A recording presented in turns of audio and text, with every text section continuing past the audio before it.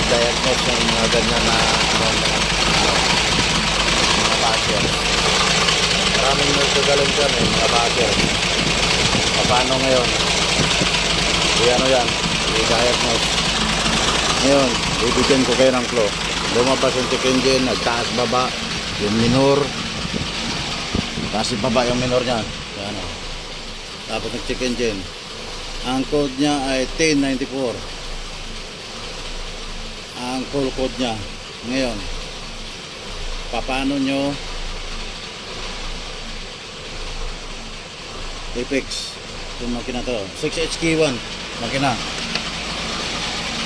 6HK1 yung makina. 6HK1 ang makina, full electronic. Ngayon, paano nyo? Lahat ng bashers lumabas kayo ngayon. Paano ngayon i-fix ito? Kasi sumakit ka rin ang ulo ko eh. Ngayon, baka may tulong kayo sa akin. Comment. Ayan, lahat. O yung mga mababait dyan, may tulong sa akin. Ayan. Ngayon, taas baba ang minor. Ang full code niya ay P1094. P1094 ang full code niya. Ngayon, paano nyo yan ngayon? May clue na kayo paano kung anong parts na titirahin. Ayan. Sige, ngayon lumabas kayo ng bago. Baka mas magaling kayo.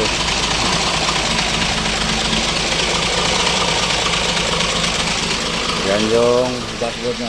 Yung RPM niya na taas baba. Ito. Taas baba. Yung iba naman dyan na mga mababait. Okay, baka matulungan niyo ako. Hindi ko pa ginalaw yan. Wala pang nagagalaw dyan.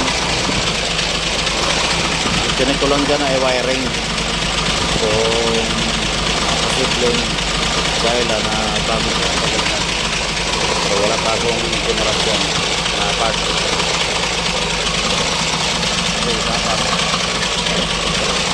Galaw ko na to ay nag-rescue naman ako doon sa Sorsogon. Dito doon. Ngayon, Sorsogon nag-rescue ako. Kaya pagdating ko ito ang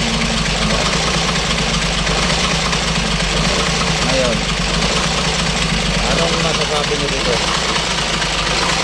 Walang atas, low power, nagtaas baba, yung minor.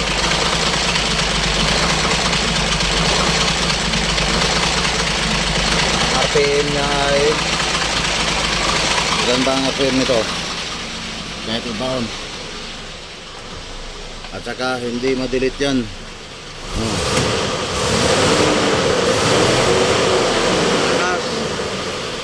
Malakas ang RPM.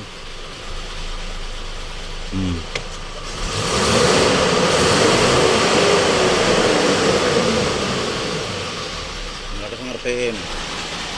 Pero pag uminit yan, mga isang oras, hanggang 15 na lang ang RPM yan.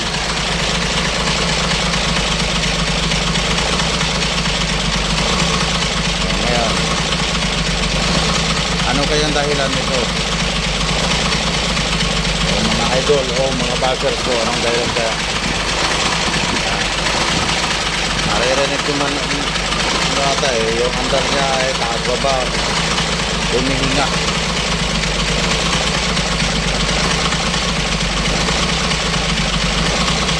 No? Okay. Hanggang dito lang tayo muna mga idol kasi hindi pa naman ako nagagawa at hindi pa ako gumagawa ng tutorial.